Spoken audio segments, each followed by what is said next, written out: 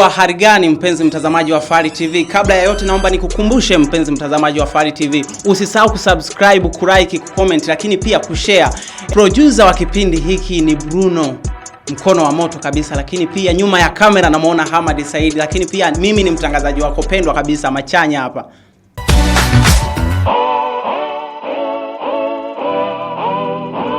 Mtazamaji wa Fahari TV, nilipata muda na wasaa wa kupiga story na msanii wa Bongo Flava. Kabla ya yote naomba tukamfahamu anaitwa nani na anatokea wapi.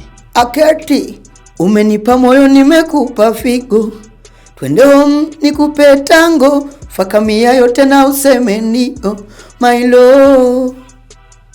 Nitasema wao ukifika ghetto, ulivo murembo nipe ubalako, twende home nione ndugu zako my love.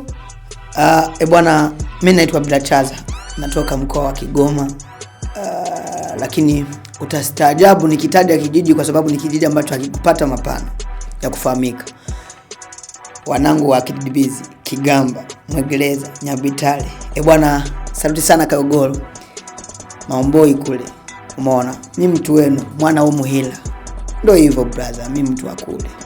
Mpenzi mtazamaji wa Fahari TV, tulipata wasaa wa kumuuliza mpaka sasa ni ngoma ngapi ambazo tayari ashaziandika, na tukamuuliza kwamba je, kati ya hizo ngoma ambazo tayari amezifanya ni ngoma ipi ambayo imempasua kichwa au imempa changamoto kuifanya. Tukamsikilize. Okay, mpaka hivi sasa bwana, mimi tayari nina nyimbo 15 ambazo zipo hiti. Naweza nikasema zipo hiti kwa upande wangu, kwa usawa wangu nilionao. Maana mimi siwezi nikawa hiti unilinganishe na hawa wengine waliotangulia, hapana. Ila kwangu mimi ni ngoma ambazo ni ngoma 15 ambazo zipo hiti.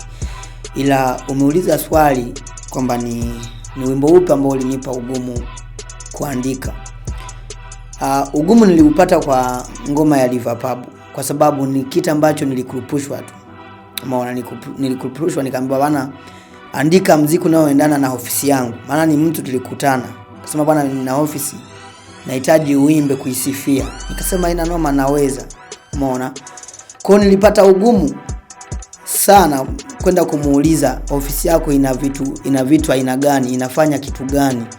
Umeona, baadaye kurudi kwenye karatasi kuandika, naandika hichi nakuta kinapishana herufi. Kama unavyojua muziki ni vina, sauti na vitu vingine. Kwa hiyo ilikuja ikawa ni kazi ngumu kwangu mimi. Ila nashukuru Mungu nilikuja nikafanya kazi ambao mtoa attention mwenyewe alikubali. Akasema bwana, hii kazi mimi nimeipokea na ni kazi iliyobeba jina la Liverpool. Ndio hivyo brother. Mtazamaji wa Fahari TV, tunajua kabisa, tunafahamu amepata mchongo mkubwa. Kwa mimi binafsi naweza nikasema ni dili kubwa kabisa mara baada tu ya kutoa ngoma yake ile ya Liverpool. Na tunafahamu kuna wasanii wengi huu kanda, lakini pia nikapata muda wa kumuuliza kwa nini huu mchongo mdondokee yeye. Je, yeye ni mkali sana au la? Tukamsikilize. Sawa, ina maana Liverpool ni bar na bosi mwenye hiyo bar anaitwa Ngwea. Umeona, tulikutana ilikuwa ni mwaka juzi. Mara ya kwanza kabisa tulikutana, nina nyimbo 7. Akaniambia nikamwambia bro, najua kuimba, naomba brother unisaidie jukwaa na mimi niimbe watu wanione. Umeona, ukizingatia kijiji hicho nilikuwa mgeni. Umeona, maana nimetoka Kigoma nikaja huku Shinyanga ndo nikaonana na huyu bosi wa Liverpool ambaye ofisi yake ipo kijiji cha Mwakitolio namba 5. Umeona, nikamuomba sana brother, naomba nisaidie jukwaa, unipe mic niimba. Akasema dogo, utaweza? Nikamwambia ndio. Lakini wakati huo napewa mic bado mimi ni wa kutetemeka muoga. Ila nashukuru Mungu niliimba, watu wakaelewa talenti yangu na wakanitunza. Hivyo nikaondoka tena kurudi nyumbani kwetu Kigoma.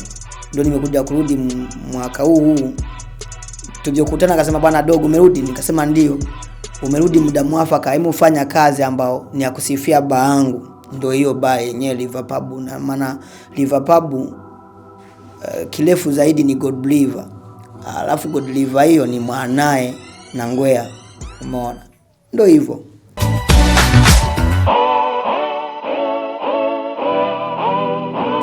Kwanza ni Mungu kutaka, lakini vile vile aligundua talent nilionao kwa ni kubwa. Umeona, soko waliko wale, ila ni nyota ya mtu. Najua bana, ngekewa inaangukia popote pale ambapo pana uhitaji.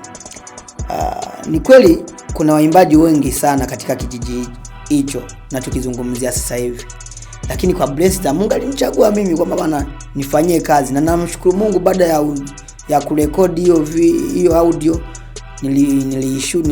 nilifanyia video. Baada ya kufanya video nikapandisha kwenye akaunti yangu ya YouTube. Kabla sijapandisha kwenye akaunti yangu ya YouTube, nilienda nikafanyia uzinduzi kwenye bar yake hapo. Ase brother, nilizawadiwa pesa nyingi kwa kweli, sitozitaja, ila mkewe na Ngwea ambaye ni Mariam alifanya kitu ambacho nilikuwa sikitarajii. Kwanza alikuja jukwani, nipo naimba wimbo huo wa Liva Pub. Yaani pesa kama vile ni za kumwaga. Sasa nikasema hivi, kumbe nacho kifanya kina manufaa. Umeona?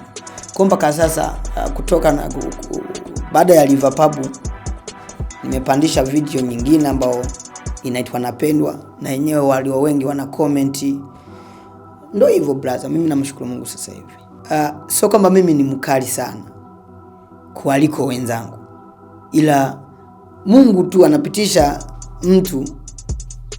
Yaani Mungu anaweza kutengeneza njia sema ambapo kulikuwa hakuna njia.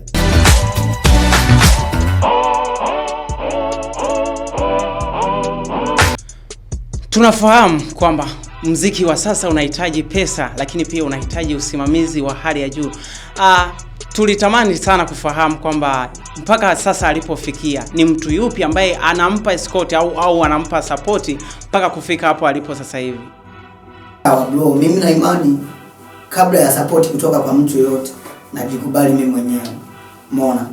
Ukizingatia kinachonifanya nikwambia kwamba najikubali mimi mwenyewe, nimeuendesha muziki takribani ya miaka 3. Sikuwahi kumpata hata huyu ambaye anasema bwana dogo, hebu nikusaidie kwa hichi, lakini leo Mungu kasaidia. Ndio maana nimesema huu mwaka ni mwaka wa kunesa, mwaka wa kuforce. Zilikuwa ni miaka zilizopita. Bro, nina watu ambao sasa hivi wamenishika mkono, wananiunga kwa chochote kile, japo kwamba na wao labda pengine hawajajua wanayemfuatilia ana ndoto ya kufika wapi, lakini kwa kiwango kikubwa wananisupport. Kimfano nikimtaja Steve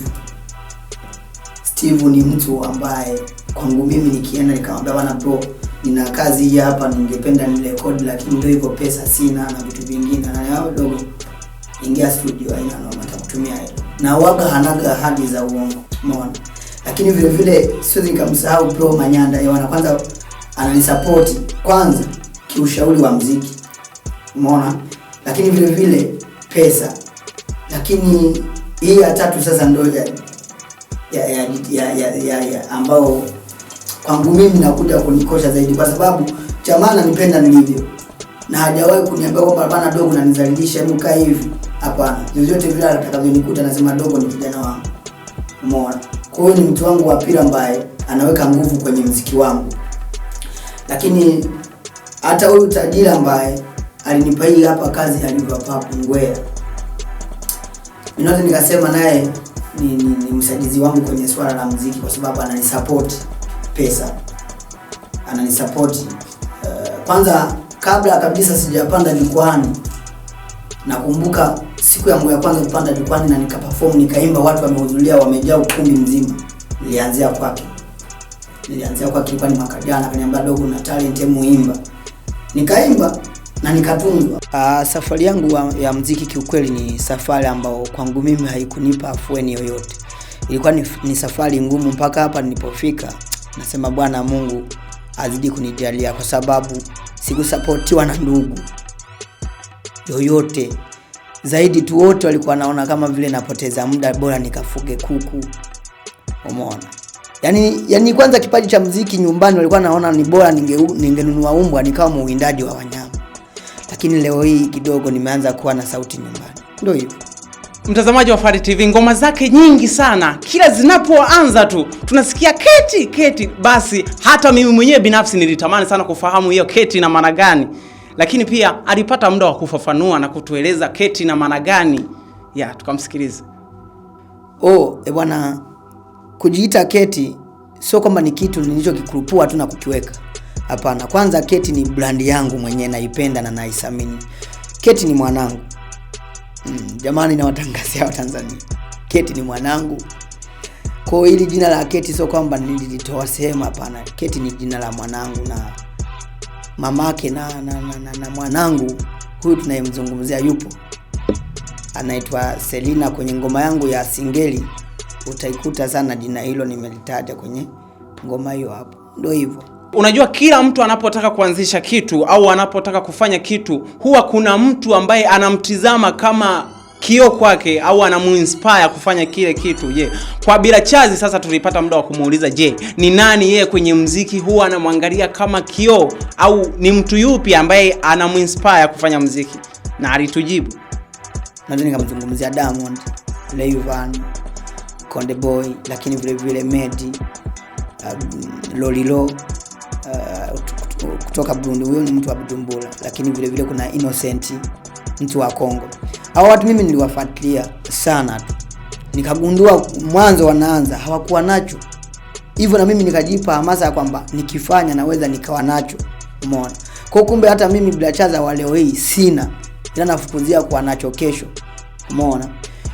Nikimzungumzia Diamond, ni mtu ambaye huku nyuma na yeye kumbe kuna sehemu alinyanyaswa, naenda naomba collab wanakataa. Lakini leo hii waliokuwa wanakataa ndio wanaoomba collab kwa Diamond. Kwa na imani hata wanaonitukana leo mimi Bila Chazi ndio ambao watakaonisifia kesho mimi Bila Chazi. Umeona?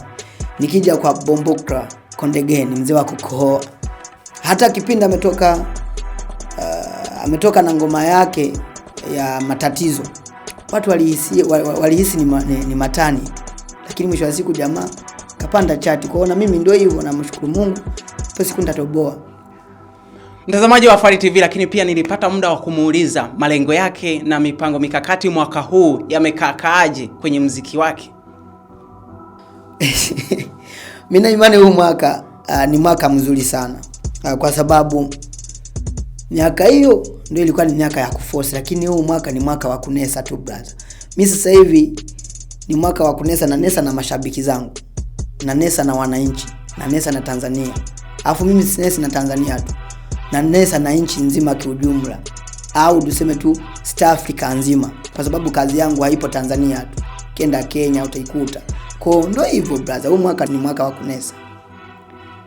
Ni mwaka wa kunesa kwa sababu tangu mwaka uingie tayari na nesa zangu na ngoma ngapi? 4, ambazo ni ngoma ambazo ukija kuzizingatia huku nyuma nilikotoka, maana nimeshuti Sofia, nikashuti Ukenye, lakini hizi 4 ambazo nazizungumza ziko tofauti kabisa na hizo zingine.